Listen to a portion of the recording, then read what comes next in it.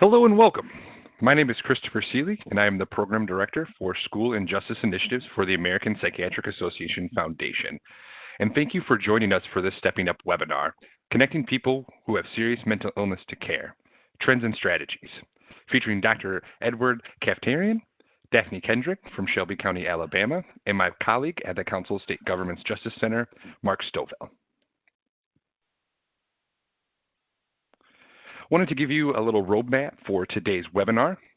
Welcome and thank you again for joining us. Next on the list is to introduce our featured speakers. You will get a brief overview of the Stepping Up initiative for those who are new to us, as well as an exciting technical assistance opportunity. We will then have Dr. Kaftarian touch on telehealth along the intercepts, key considerations for starting telehealth in jails and communities, challenges counties face in telehealth, and solutions to those challenges, along with best practices for connection to care in jail settings. Followed by Daphne Kendrick, who will provide a county example from Shelby County. We do want to provide you a time to have questions asked to our featured speakers. If you do have questions throughout the presentation, please use the feature in the right-hand part of your screen in the Q&A box. I would like to now introduce you to our featured speakers. Edward Kaftarian is a Johns Hopkins trained psychiatrist who is board certified in psychiatry, forensic psychiatry, and addiction medicine. Through his career, Dr. Kaftarian has served in a multitude of executive positions for the California prison systems, including chief psychiatrist, senior psychiatrist, medical director, and director of pharmacy. As statewide chief of telepsychiatry for the California prison systems, he created the largest correctional telepsychiatry program in the world. Dr. Kaftarian is also an internationally recognized expert and pioneer in telepsychiatry. He is on the Telepsychiatry Committee for the American Psychiatric Association and co-author of the seminal paper, Best Practices in Videoconferencing-Based Telemental Health. Next, we have Daphne Kendrick, is an Adult Mental Illness Division Director at Center Alabama Wellness in Shelby County, Alabama, specializing in the care of individuals with serious mental illness. Daphne graduated summa cum laude from the University of Alabama in Birmingham with a Bachelor's of Science in Psychology and received her Master's in Social Work from the University of Alabama. She's a licensed independent clinical social worker and a registered play therapist supervisor. In addition to her other roles, Daphne also acts as the project coordinator for the Stepping Up initiative in Shelby County. Daphne was instrumental in applying for and achieving innovator status for the program in coordination with Central Alabama Wellness and Shelby County. Daphne is also on the board of directors for NAMI Shelby and is a diligent advocate for appropriate services, reduction of stigma, client rights, and opportunities in the community. She states all of the accolades and awards she has received through the years. She is proudest of being the recipient of the NAMI Alabama Professional of the Year. Congratulations, Daphne. Stepping Up is a national partnership between the American Psychiatric Association Foundation, Council of State Government's Justice Center, and the National Association of Counties. Now in its fifth year in supporting counties to step up to address the criminalization of approximately 2 million individuals with serious mental illness annually. We are proud of the 519 and counting counties covering 43 states and 47% of the U.S. population. To learn more and to find helpful resources like our Project Coordinator Guide, Self-Assessment Tool, or Strategy Lab, visit www.stepuptogether.org. I will now pass it over to Mark to tell you about the exciting technical assistance opportunity I talked about earlier. Mark? Thank you, Chris, and good afternoon, everyone. The Justice Center is in the process of launching a technical assistance center for the Justice and Mental Health Collaboration Program. And the TA Center is designed to support jurisdictions and to advance their work at the intersection of the criminal justice and behavioral health systems. And so the TA Center is designed to tailor the intensity of requests based on the requests that come in. And the requests could include connections to resources such as briefs, webinars, toolkits, or one-on-one consultation with Justice Center staff or other subject matter experts in the field. And potential topics could include things like cross-system collaboration, defining, identifying, and refining a target population for your initiative, establishing law enforcement and homelessness services partnerships, developing strategies to address the needs of people who are high utilizers of different systems, data collection and analysis and program evaluation, and also connecting people in jail and community-based settings to telehealth. And so state, local, and federally recognized tribal governments, as well as nonprofit organizations, will be able to request TA through a TA request form on the Justice Center website, and we can route those requests appropriately. And so we're hoping to launch the TA Center later this summer, so come back to the Justice Center website for more information. Thanks, Mark. We will now pass it over to Dr. Kafterian, who will tell you a little bit more about telepsychiatry and telehealth. Dr. Kafterian? Thank you so much. It's an honor to be here. And just for full disclosure, I woke up this morning with a fever, and so I'm going to go get COVID testing after this. But that kind of highlights the point that I'm not there with you. I'm here virtually with you, so I don't have to infect you if I do have COVID. But anyway, so telepsychiatry and telehealth is something that's really hot right now, and we're going to talk a little bit about it. So this is basically it's about a 2-hour lecture that we're cramming into about 20-25 minutes. So there are actually many ways to use telepsychiatry, but the ones that I'm going to focus on would be community mental health, residential youth homes, and correctional care. And as was mentioned, I'm very involved in correctional care. We serve lots of facilities, Orange County Jail, Los Angeles County Jail, lots of other facilities. And I've had a lot of experience with onboarding those programs, and I can tell you what works and what doesn't work. So we can talk a little bit about that. I would say that it's really important that we know why we're doing this. So the cycle of mass incarceration of the mentally ill is a huge problem in the United States. And it's pretty much an uncivilized thing to do, to incarcerate a mentally ill person who may have difficulty, with their behaviors and they may need treatment instead of incarceration.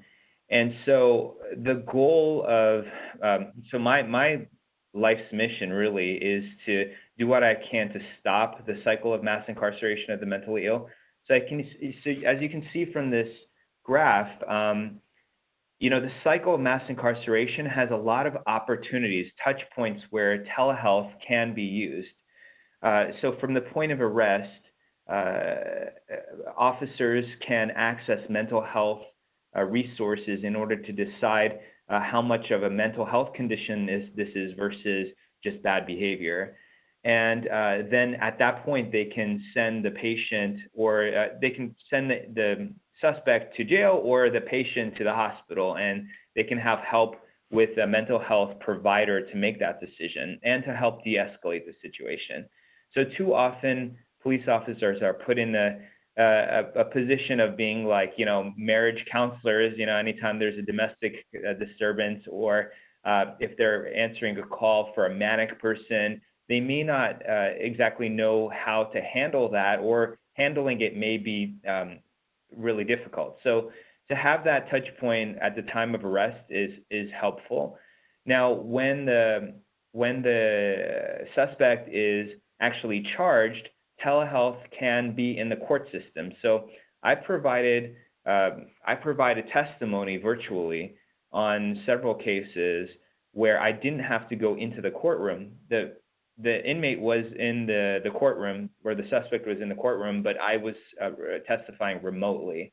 And so at that opportunity, there's an opportunity there to direct people to maybe diversion instead of jail.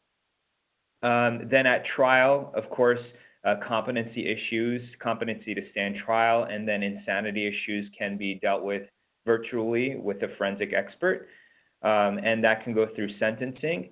And then, as you see, of course, a lot of people do end up going to jail or prison, and that's an incredible opportunity for telehealth. And I would say that I've worked in so many different correctional environments, and there's one thing that unifies all of them. Healthcare staff tend to get in the way of the custody staff.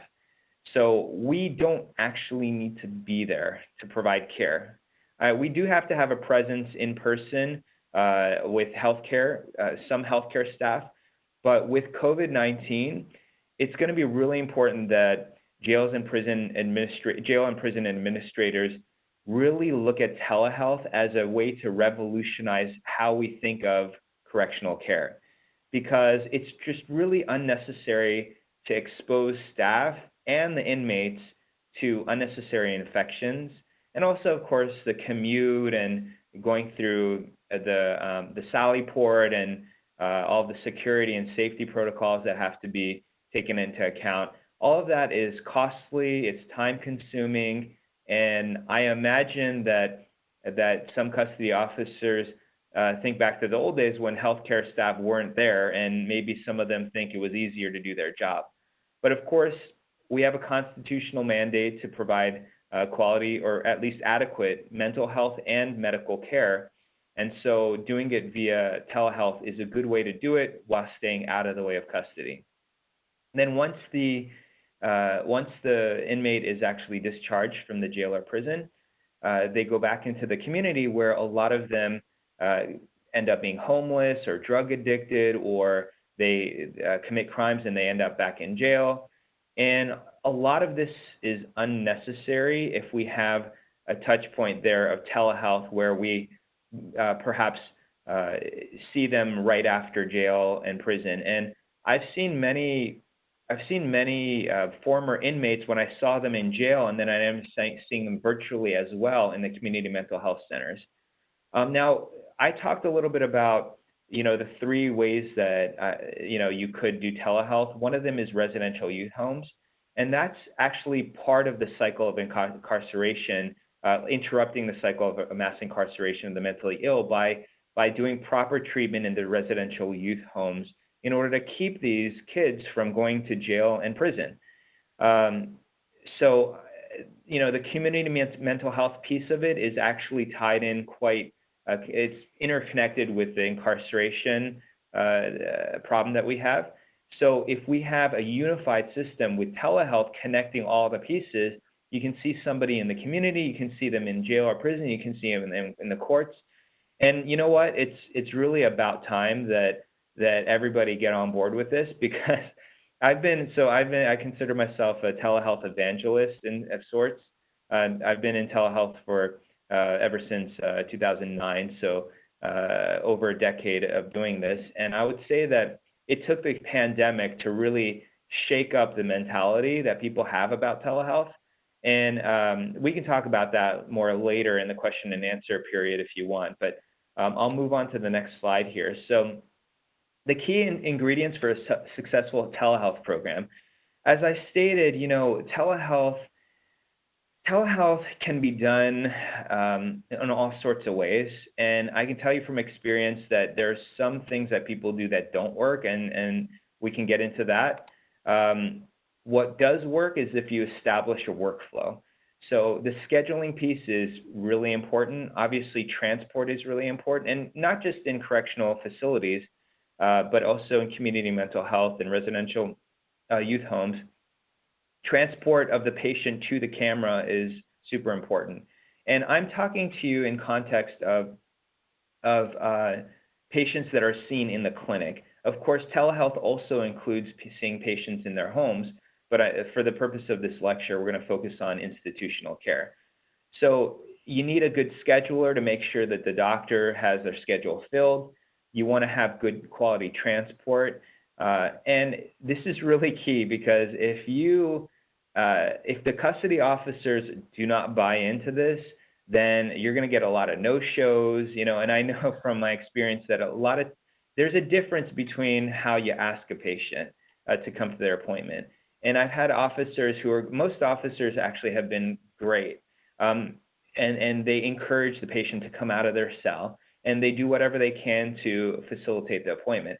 But when the officers are not on board with it, it can be tough, because they can have a different attitude of, hey, you don't want to see your doctor, do you? Something like that. That doesn't happen a lot, but it happens enough where it can affect the no-show rate. So it's super important that custody is fully on board, and it's in custody's best interest, honestly, to make it happen and make it successful, because that way we're out of your way, like I said before. You want to have an ability to write orders in labs through a medical record. Consent is not a huge issue, but some states require a verbal consent, like California requires a verbal consent. And some states require a written and verbal consent of the patient to agree to doing telehealth. Now, I always thought that was kind of silly because telehealth is not a new treatment. It's just a new modality. It's a new way of delivering treatment, but it's not like a new medication where, if you start somebody on Haldol that has side effects, you want that patient to understand the risks and the benefits. Really, the main risk of telehealth is security breaches. And honestly, the technology is so great right now that security breaches are not that common if you use the right technology. And we'll get into that on I believe, the next slide. And then, of course, collateral information is really important too. So I can only see and hear what's on the camera. So if a patient is acting differently outside of the camera, then of course I won't know about it unless I get collateral information from the staff. So let's go to the next slide here. The quality of connection, audio and video obviously are very important. And in fact, surprisingly, audio is usually the one that's harder to accomplish. Video, it's really hard to get a camera that's anything less than high definition. And you don't even, technically, the high definition cameras see better than your own vision. So we don't really see in high definition, but the camera does. So that's a very easy bar. It's maybe $50 to $100 for a quality camera. And then for the audio, that can be a little trickier, especially if you're running the audio through the computer, like through a laptop or the desktop computer, the so-called Realtek audio. I think it's always better to use a peripheral device such as the one that you see here, the Jabra microphone speaker combination. That's one brand. There's many other brands, and I'm not here to endorse any one particular brand. But those are two of the devices that you can plug and play. So basically plug it into the USB port and it works automatically. So a lot of the people that are on this call probably have one of those cameras, so no need to get into too much detail there, but it's an easy bar. The technology is really helpful. So it's very easy to use. So the bandwidth, typically it's not an issue. You want a bandwidth. The bare minimum bandwidth you want is 1.5 to 3 megs per second, but really it's easy to get to much higher bandwidth, and I recommend it. There's upload and download speeds, and you can do a speed test to check your upload and download speeds. So now we talked about a little bit about security, and obviously with HIPAA, that's really important that we protect the sessions. Now with the classic telehealth visit, it's live, real-time, interactive, like what we're doing right now. But there's also store and forward where you record the session and you forward it to the doctor. Now, that involves its own risks.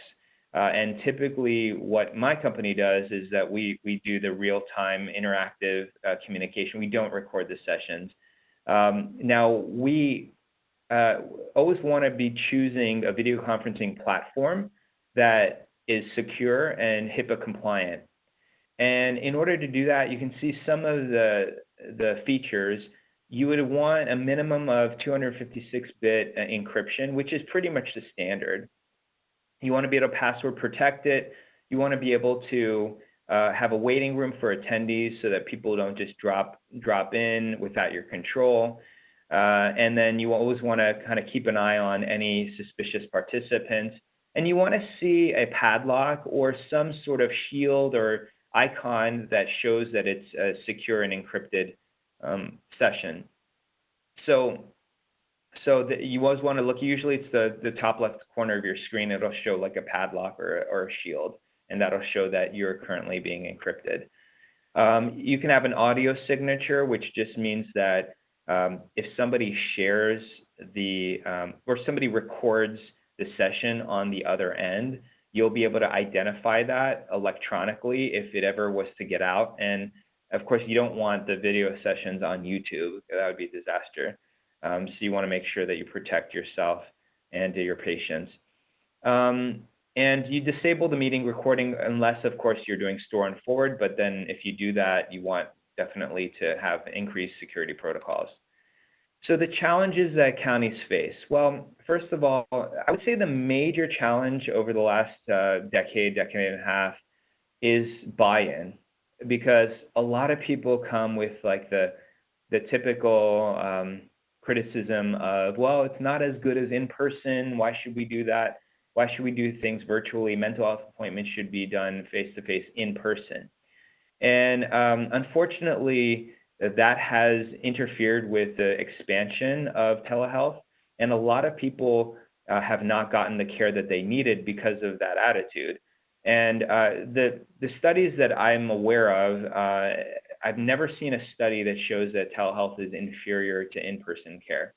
So you want custody as well as administrators and everybody on board to make sure that this works. You want to have a telepresenter, so somebody that presents the patient to the camera, make sure the camera, the audio, video, everything's working fine, making sure that the patient flow, the workflow is working. Now, policy and rules and regulations around telehealth, like not only for the U.S. government, the federal government, but also the state-by-state policies, they can be an issue. Now, with COVID-19, a lot of those policies have been either waived or they've been kind of lax a little bit. But I worry a little bit about when the pandemic goes away, we go back to some restrictive policies. And we can talk about that maybe on a different lecture or in the question and answer period. But there's a lot of regulations out there that kind of make it harder to expand telehealth. And then legacy hardware. So I can tell you, working with LA County Jail, for example, they use this legacy hardware that was there for, I don't know, many, many years, and they're trying to engineer it to do telehealth appointments, and it's been an adventure. I think, they have good quality IT staff that are trying to make it work, but honestly, using a fresh computer with a fresh camera and audio and using a video conferencing platform, just anything that is HIPAA compliant, that's high quality, that usually circumvents many years and much expense trying to fit, the legacy equipment. You don't need a lot of fancy equipment for this. Of course, you need medical records, and a lot of facilities have electronic medical records. Some of them don't. And for the ones that don't, you can still do telehealth. You can use secure folders and other means to transmit information. And then controlled substances is also a challenge and that goes back to the policy landscape, because with the Ryan-Haight Act, it's not, you can't always prescribe controlled substances. There are some exceptions. And when I say controlled substances, I mean like benzodiazepines and narcotics and other medications.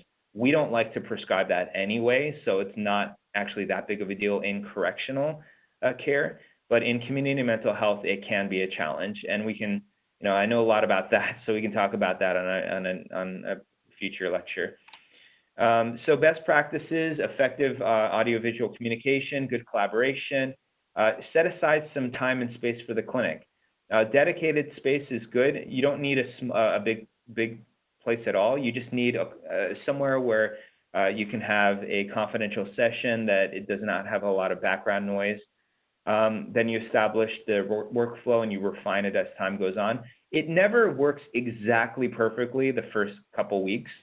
So it's all about people communicating and making sure that any problems get addressed very quickly. Some jails and community mental health centers, they kind of let problems keep going. Like if you have bad audio, and I recommend that you get something, like this that improves the audio, and some facilities listen to that advice, and some of them just allow the bad audio to keep going, and that can be really tough. And then, as I said before, assign a telepresenter, somebody who's really engaged, who believes in telehealth and wants to make it flourish. It's really important to have somebody on the patient's side who can make this happen. So I'll stop there, and we'll take questions at the end after Ms. Kendrick is speaking. Thank you, Dr. Kaftarian. Linda, we see your question, and we will definitely get to it at the Q&A session. We'll now pass it over to Daphne Kendrick of Shelby County. Hello, everybody. I wanted to thank you for inviting me to speak today. I'm kind of more presenting a boots on the ground perspective of being initiated into an agency onboarding into telephonic services and telehealth services. I thought it would be best if I start with giving you guys, I'm sorry, I'm having a little technical difficulty. I wanted to give you guys a perspective about our agency and our county, as well as the cooperative relationship we have with our strategic partners, so that you can get an idea of what we've been through as we onboarded into the new COVID-19 world of mental health and correctional services. Central Alabama Wellness is a community mental health center, and we cover 2 counties. One county, Shelby County, is primarily suburban, but does have some rural areas, and our other county, Chilton County, is a very rural area. Our mental health center provides mental health and substance abuse as well as ID services for both counties. We provide various levels of care, from residential and permanent supportive housing programs to day treatment to community-based in-home and case management services. We have a large school-based program within our multiple city and county schools. Shelby County is unique in that within our Justice Involved Services program, we have 3 full-time therapists in the jail, along with a mental health tech and our Stepping Up case manager. We have had a presence in the Shelby County Jail for over a decade. However, beginning in January of 2019, we got the opportunity from the Alabama Department of Mental Health to do a grant-funded project called Stepping Up. And we wanted to join the Stepping Up initiative because it would give us a more data-driven program in our Justice Involved services, and it would also allow us to have a more structured plan to move forward and working better with our strategic partners. As part of all of this, we were able to compare statistics over more than just the Stepping Up period, since we had been in our jail for so long. And as you can see, once we initiated the program, we saw a significant increase in services. Again, I want to point out that although this covers the fiscal year, Stepping Up was not fully implemented until January of 2019. So those statistics with a full year, we would expect to see even higher numbers. Our care, basically, we doubled services from 2018 to 2019. We saw 4,389 services versus the 2018. And we also, if you see our care coordination, which is where you are basically coordinating continuity of care between providers, we went from 194 in a year to doing 2,021 in the year. So we definitely saw a difference with Stepping Up. You may wonder what all this has to do with telehealth and COVID-19. Prior to Stepping Up, I would have said we had very strong relationships with all of our strategic partners. But after the structure and organization of the program, these relationships were enhanced and many new relationships were developed because it brought new partners to the table. I must express again that I'm very appreciative that we got involved with Stepping Up prior to everything that's happened with COVID-19, as well as having the grant opportunity from the Alabama Department of Mental Health, because what that allowed us to do was utilize those partnerships throughout this new experience. Basically, we got to step out of our boxes during this event, and we had to also, at the same time, we got a glimpse of what the future is going to look like for mental health. COVID-19 changed the game in services for us. We had to learn on a massive curve, and there were a lot of changes. At our agency, within a few-day period, we announced that we were moving to a skeleton crew of 1 therapist in each of our outpatient offices, and implementing that plan all happened in a few days. We did not know what we were going to do or how we were going to provide services, but we knew we were going to have to take care of our clients. Whether it was a billable service, a non-billable service, or how we were going to access those clients were all up in the air at the time, but we knew we had to find some way to connect with our clients during this time. Over a few days after we made that decision, it was approved that we could do both telephonic and telehealth services, telephonic being over the phone and obviously telehealth being audio and visual. We had no training from our client with our staff. Our psychiatrist had been providing telehealth in one of our 2 counties. Going back to what you previously heard was that there's a lot of rules and regulations, and therefore only one of our counties actually meets the criteria in order to be able to have telehealth provided. So that county, those psychiatrists were familiar, but none of our staff, the therapists, case managers, or anybody were familiar with telephonic or telehealth services. The only experience we had with telephonic services were crisis calls, psychoeducational services, and case management services that are done on the phone. Simple issues such as how to protect the privacy of our staff who were being called from or calling people from their home came up. Many of our clients block unrecognized numbers to avoid scams and scammers, which obviously with the short notice we had, there was no way to inform our clients in a mass means of the changes that were about to happen and that they would be getting called from different numbers. We chose for all our staff to obtain Google numbers during this time so that the clients would be able to be called, but they also wouldn't have the staff's personal cell phone numbers. I want to stop here for just a second to say that I am extremely proud of the performance of all of our staff.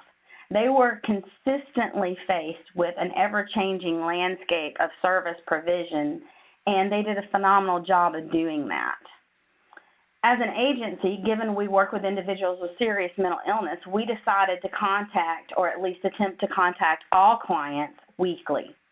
We pulled in every therapist, including school-based, community-based, and we balanced caseloads across the agency so that everybody would not have more than 100 clients to call on a weekly basis.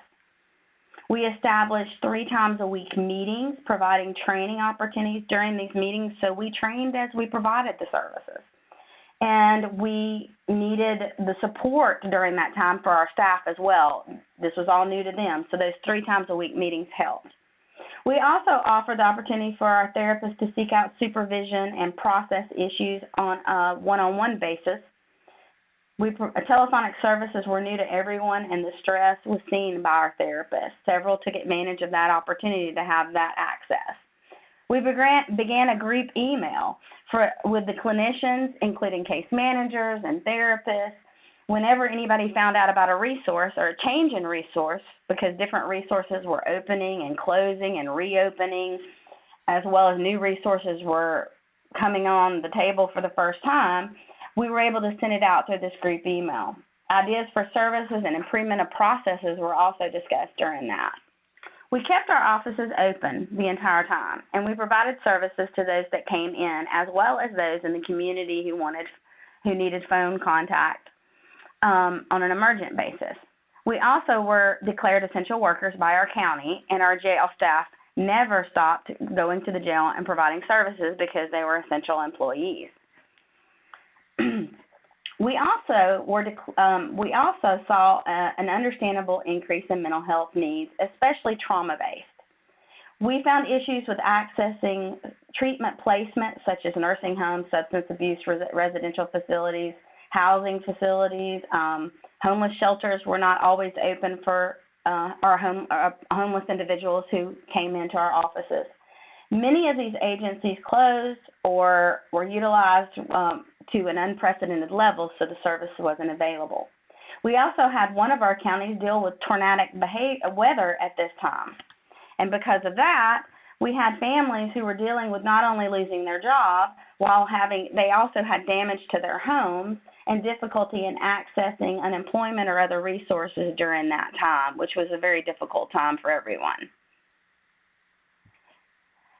Oh, sorry.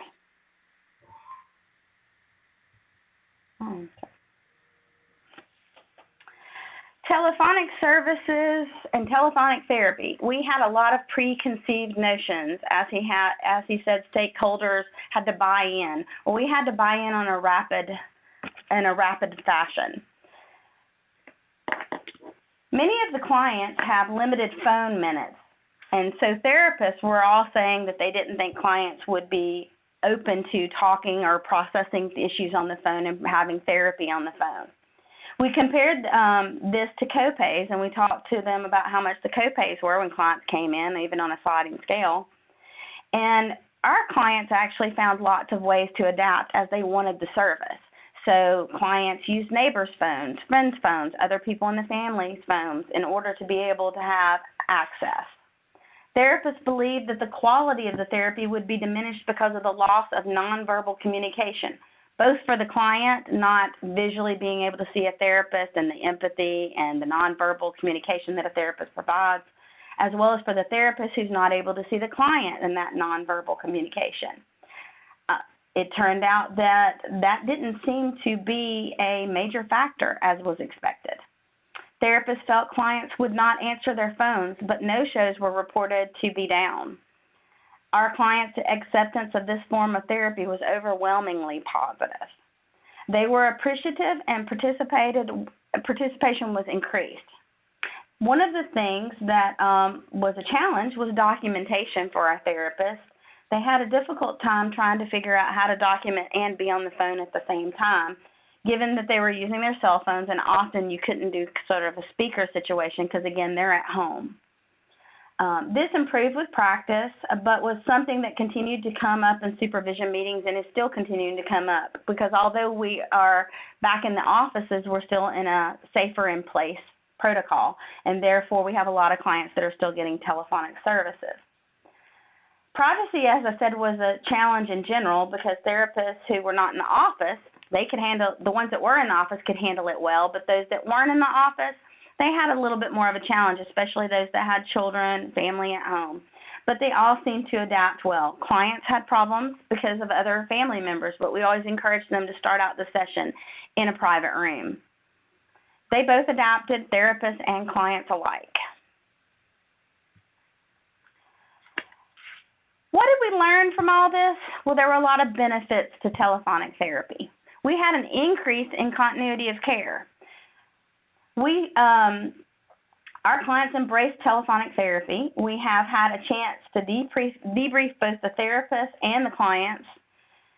They've reported that it helped because that being in a rural area, it's harder for them to get to sessions. Some of them don't have vehicles, they don't have transportation, and some of our clients are health impacted, not just concerned about being at high risk for COVID, but they actually have other health conditions that limit the frequency at which they can attend therapy sessions.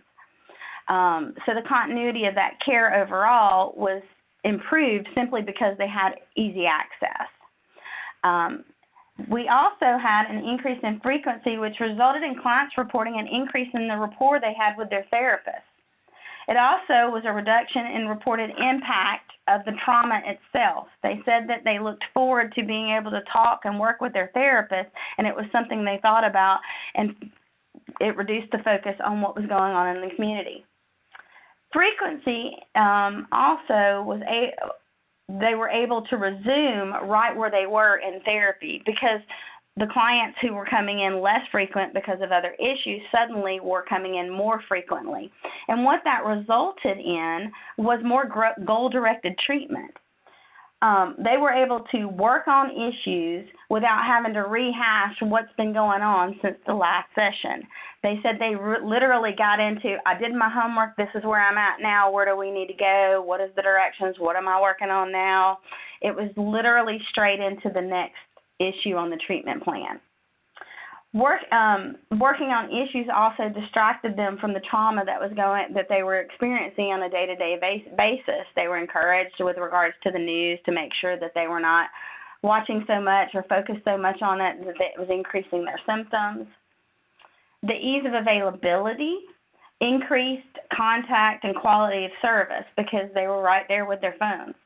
Clients and staff stated that they were more comfortable in the session and at ease on the phone after the initial contact. It was awkward, usually the first session.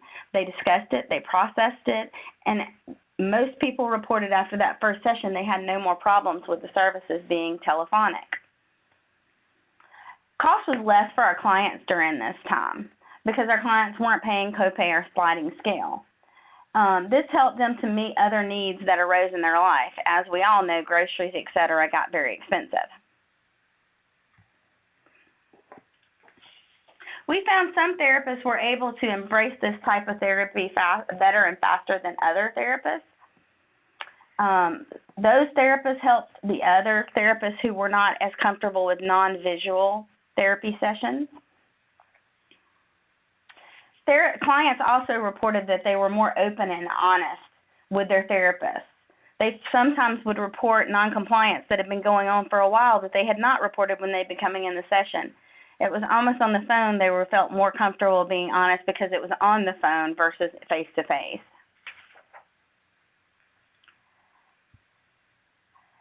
As far as our jails, our courts worked with the jail to release inmates when it was determined appropriate. So if we looked at our second quarter average, we had 113 clients released. Well, our third quarter average, we had 72. That seems like less. However, during that same time, during the third quarter, we had 147 individuals booked into our jail versus only having 85 average in May booked into the jail. So percentage-wise, in the second quarter, we had 76% of inmates leaving the jail versus what was booked in. And we had, on the third quarter, 85% leaving versus what was booked in. So we had a 10% increase in those getting out of jail who were not necessarily appropriate to have been in jail or were on lesser charges that could be diverted. Our jails took care of our clients. They have rooms in which there's no contact with the air. The air ventilates to the outside, doesn't ventilate inside. Our staff were not exposed. Neither were other clients in the area. We had an increase in disinfection, so they were taking care of our staff while they were there because I just figured that might be a question that came up. Our police and sheriffs utilized the crisis response training that we had been giving them. Our crisis response training is an adapted crisis intervention training. This training was promoted by our probate judge, Allison Boyd, and was supported by our sheriff's department as well as our chiefs of police. We provide yearly training for first responders in our county, free of charge, in order to help first responders divert individuals with mental health issues into appropriate care. This worked well during COVID-19. I had calls from first responders who said things like, this looks like bipolar, what you were talking about, mania. How can we get them services rather than me arresting them for this, what looked like public intoxication or what looked like something else. We were able to divert a lot of those people to the appropriate level of care, and that way we were able to keep down the number of people at risk within our jails. We were able to, most recently, when a need arose due to possible contact with one of our staff, we were able to have self-quarantine but still provide services in the jail through telehealth. Strategic partners work together to effect change to meet the needs throughout our county. Stepping Up was able during this time to maintain 100% attempt to follow up via phone and mail for all individuals who were positive screened for SMI or SA issues who were released from the jail. So during all of this, we've still kept our 100% follow-up rate.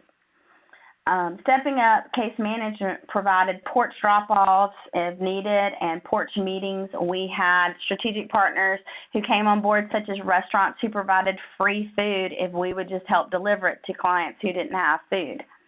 So we found all kinds of new resources and new people who wanted to step up and be a part of the process.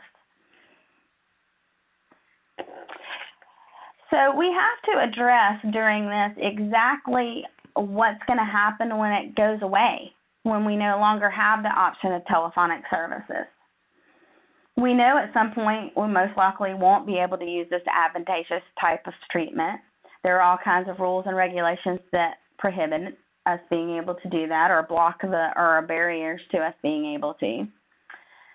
We know we're going to see a reduction in the frequency of care for the clients because we're going to go back to the same barriers that were causing them not to come in as frequently. An increase in no-shows will also be a result. We must address how moving from telephonic services is going to impact them as far as their directions towards their goals, because they were working well with that. And we've been talking about how we're going to do that as an agency. Some may still have to avoid because of being a high risk to COVID-19. And our question then is going to become, how do we deal with that? How, if we lose telephonic and telehealth before individuals are able to come back into the office, what are we going to be able to do to be able to provide services? And then we also have to deal with the disparages between our counties. We will continue to have, if we go back to the old guidelines, problems with regards to our counties being able to provide telehealth as only one of our counties is eligible. Oops, sorry. In conclusion, we were thrown into a quickly evolving situation and had to adapt as we went. But we found that telephonic therapy was an incredible benefit for our clients. I don't believe it will ever replace face-to-face therapy for all clients, but to have the option in the future would be a huge step forward in offering truly complete and open-door treatment for all individuals who have serious mental illness or serious substance abuse issues. I would hope that the benefits found by this type of treatment during such a difficult time will be noticed moving forward. I would also hope that telehealth services, those services with audio and visual options, would not be limited to only rural counties, but would be an option across the board for counties.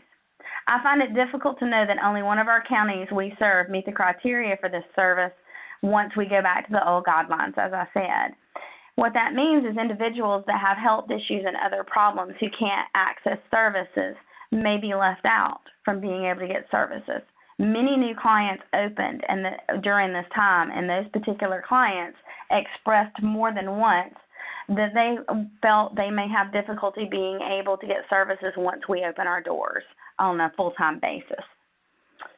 Insurance agencies, private agencies, government-based agencies, I hope will review these service delivery options and the benefits it can have for those with serious mental illness and allow it to be provided across the board. Again, I just want to thank you all for allowing me this chance to speak.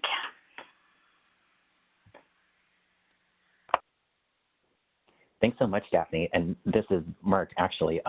Chris wasn't feeling too well himself, unfortunately, and had to leave the webinar. So I'm stepping in to handle the Q&A portion and to do the wrap-up.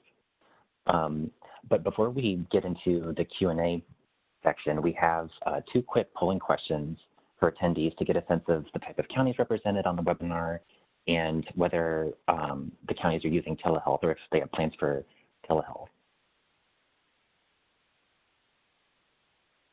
So you should see the questions on the side of your screen, and I'll read them quickly. The first question is, what is your county's geographic type, rural, mid-size, or large or urban? And the second question is, does your county currently use telehealth, telephonic, or other virtual connections to care? Yes, no, but we are planning to, no, and we are not planning to.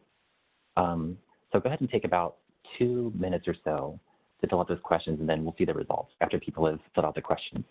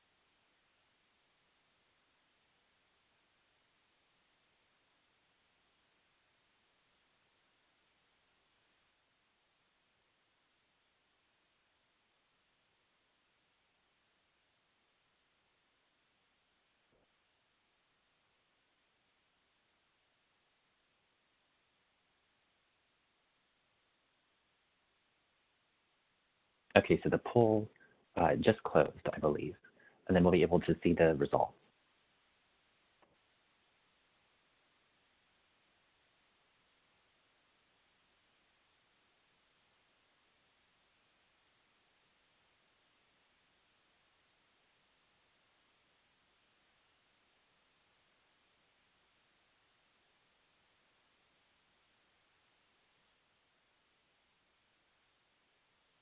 And so here you can see the results on the side of your screen. So it looks like 9% of the counties represented are rural, and it looks like mid-size is 15%, and urban is 27% for the first question. And then for the second question, does your county currently use telehealth, telephonic, or other virtual means of connections to care? 38% said yes, 5% said no, but we are planning to. And then 4% said no, and we are not planning to. So thanks to everyone who filled out those questions. That's helpful to the panelists to get a sense of who's represented on the line and where your counties are in terms of using telehealth or telephonic services. And for the Q&A, I encourage people to enter their questions into the Q&A panel on the right-hand portion of your screen, and we'll be able to track those questions as they come in. But for a quick question to get us started, so for telehealth provided in jails, what advice do you have to get key stakeholders on board, such as the sheriff, behavioral health provider? Maybe Dr. Kaptierian, do you want to start, and then we'll go to Daphne? Sure. So yeah, I have a lot of experience having to talk with all sorts of administrators and custody staff about telehealth.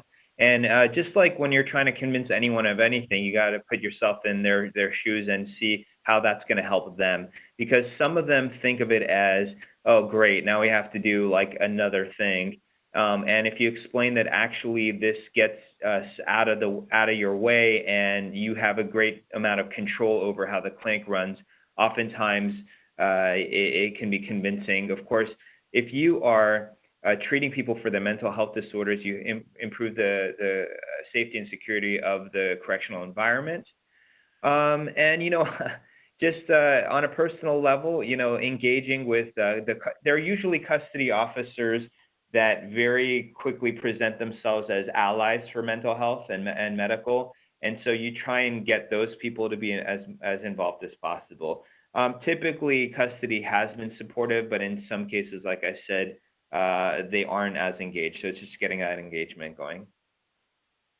And also, one other thing I want to say about that is we no longer have a choice to provide adequate mental health and medical care. It's a constitutional requirement. And I've been alongside federal court monitors reviewing various prisons for quality. And I can tell you it's a lot more expensive, time-consuming, and intrusive for a federal court to get involved rather than having the custody administration be fully on board with keeping, these regulatory bodies and government officials out of their hair.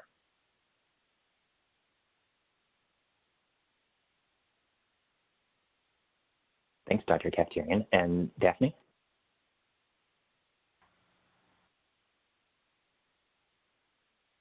Sorry, I really feel like he covered everything well.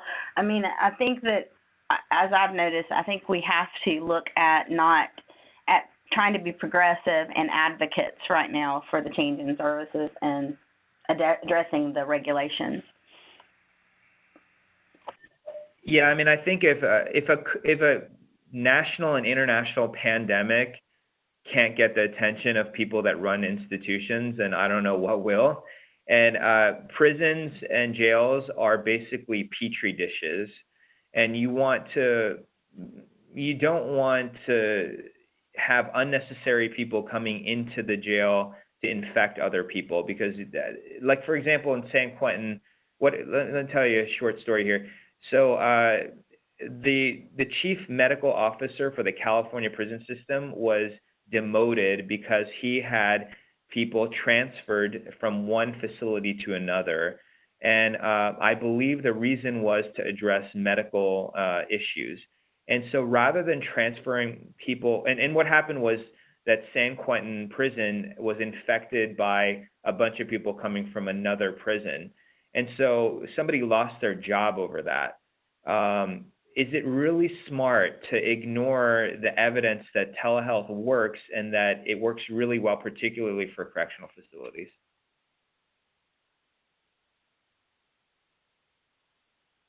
Thank you, Dr. Kafterian. Another question we have is, how do you handle language differences or communication issues, such as hearing impairment or non-English speaking? Can you include family members when you're on a telehealth appointment?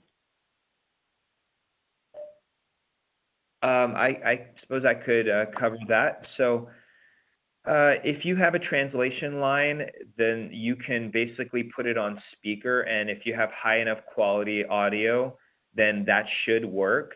You also can do kind of like some translation lines can actually call in to the video conferencing platform and or the phone, and some you need to call them, and there's no way they can call you, so you just have to use the speaker. Now, with some institutional staff can speak Spanish, and Spanish is the most common foreign language that we need to cover. So oftentimes you have staff that are trained to do medical Spanish. It's advisable that they get the extra training to do that translation, but in emergency situations, especially COVID-19, I think that the powers that be understand that it's not ideal, and that somebody who's not trained in medical Spanish but still understands Spanish fluently can help with the appointment. So there are a number of ways. That's never been an issue for us. We've never had we've never hit a wall where we couldn't see a patient, regardless of what language they spoke. I could also speak to that in that I've provided services for the deaf for 23 years, and we have a deaf group home here in our county. And so we also have had to use equipment differently in order to be able to have the visual for the interpreters so that they can see the ASL. Of course, with the regulations being reduced right now, we were able to use Zoom where you can split screens and things like that. So as far as the hearing impaired or deaf community, we were able to continue to provide services for all of our deaf clients.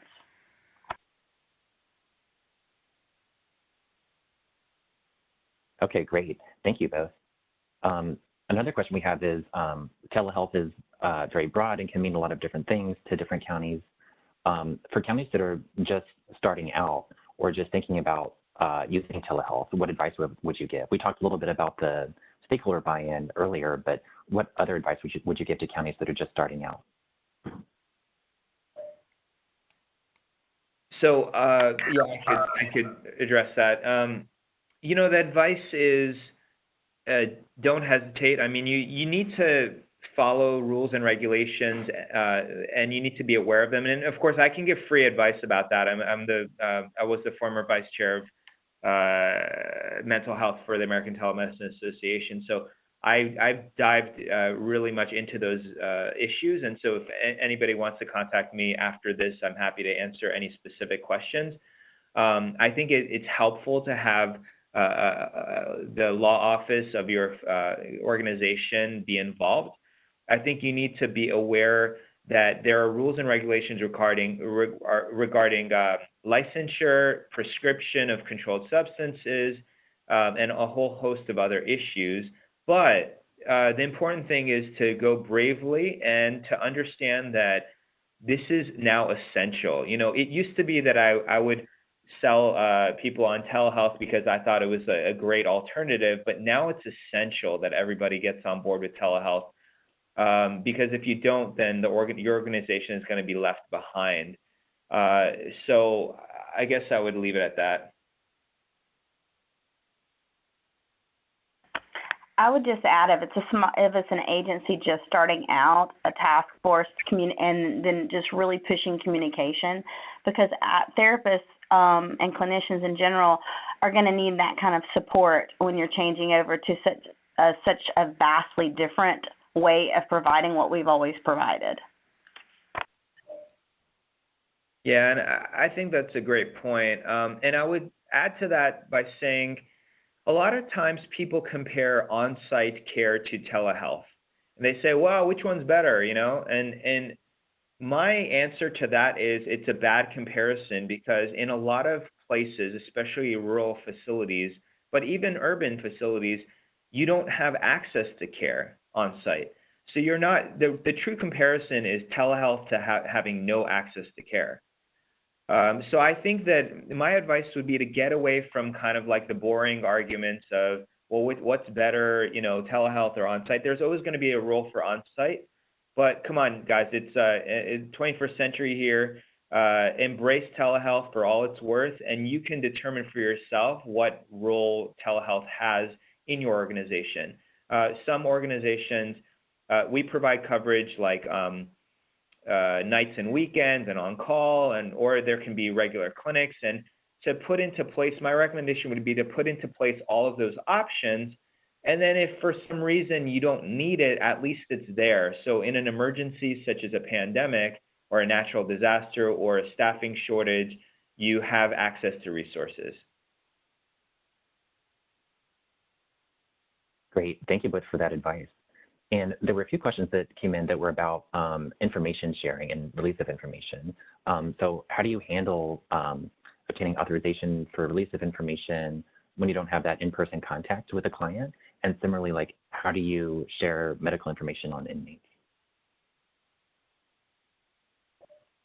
So sorry, Daphne, if I'm jumping to answer this, feel free to answer if you like, but I could say that some of it depends on the jurisdiction, but as far as I know, all you really need is a consent, informed consent that's signed. Make sure that the patient understands, you know, what they're signing. But once they've signed for release of information, then you're good. I don't think that there's a whole lot of difference between doing that virtually versus on-site, as long as the patient is competent and you have informed consent on not only procedures, but also release of information. And I would add, and just given that speaking from more of a rural environment, that we don't necessarily have equipment and stuff for all of this to just take place in a perfect world.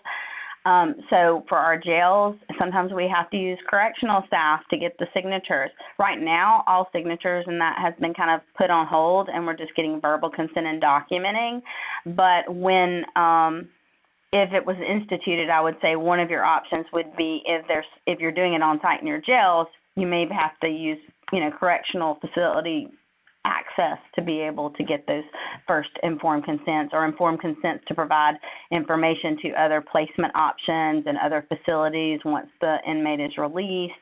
The same is true for community right now, as, you know, we're obviously being able to avoid that issue, but if we were able to continue the services, or as we are going to continue some of them in our other county, then they would need to be in at least that first initial session, or some sort of access at that first initial session to get the papers signed.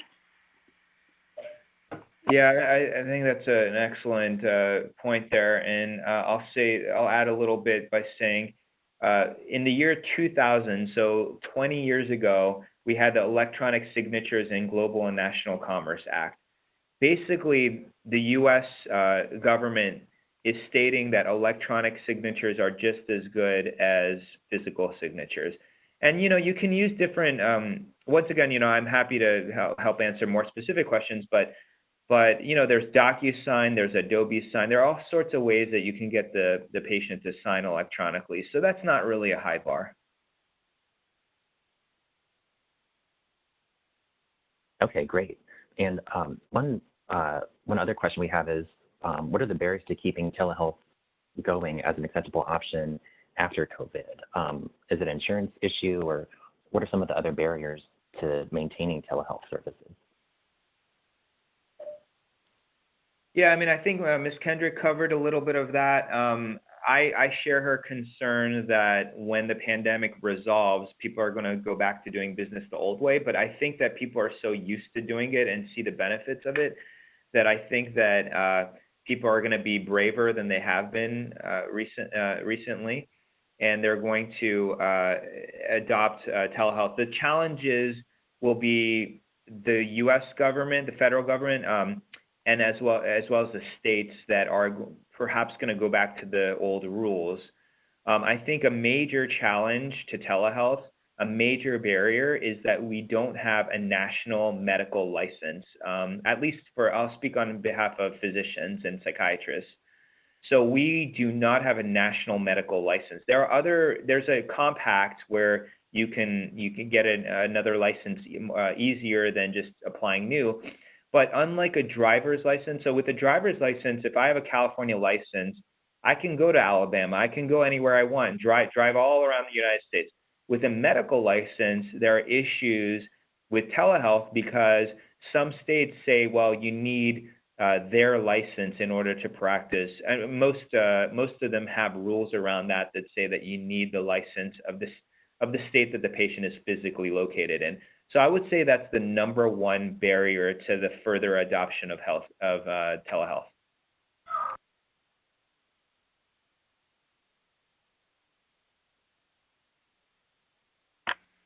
I would definitely agree. And again, also just the problems in general with you can get people on board, but we've got to have enough people advocating for it. We've got to have the people who have just gone through this to really push it through. I know our administration is wanting to advocate for it, but it's going to take everybody saying this is really what we need in today's society to make things work more efficiently. Yeah, and with any technology, the early adopters are the ones that get way ahead of everyone else. So just like with smartphones, like the iPhone came out in 2007. How many people got a smartphone in 2007? Those people were kind of ahead of the curve. And when you think about it now, with about 85-90% of the U.S. population having smartphones, can you imagine going back to not having a smartphone? You would be completely left behind. The same thing is going to happen with telehealth, and the people who are adopting of telehealth, they are going to be the winners. The institutions and the facilities, they're going to have their coverage handled. So I would agree with that.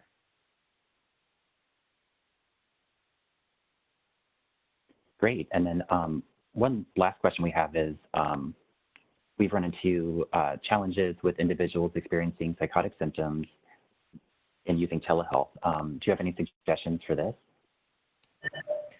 Yeah, I think I can easily cover that. I've had that question asked of me many times, and it's a reasonable question. So let's say you have a paranoid schizophrenic, who uses the camera as part of their delusion, feels that somebody's spying on them and whatnot.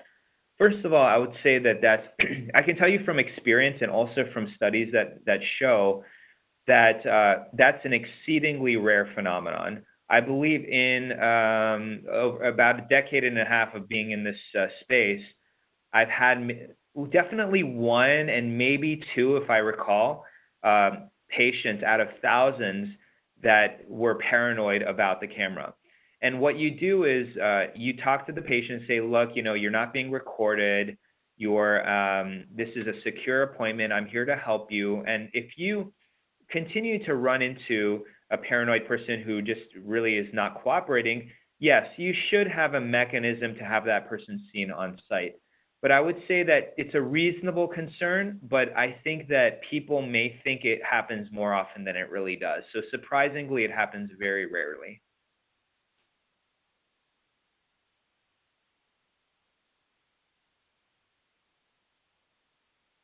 Okay, thank you. Great. Well, want to extend a big thank you to Dr. Kafterian and to Daphne for presenting today. We know that this is a very timely issue, and it's very helpful to people who are listening in. And I know that there were a few questions that we weren't able to get to today, but the panelists would be happy to follow up by email. And also a reminder that we are recording this webinar, and it will be available on the Stepping Up website in about a week, hopefully. So check back to the Stepping Up website for the recording of the webinar. And again, want to extend a big thank you to the panelists and to everyone who logged in today to the webinar. Thanks so much, everyone. Thank you. Have a great afternoon.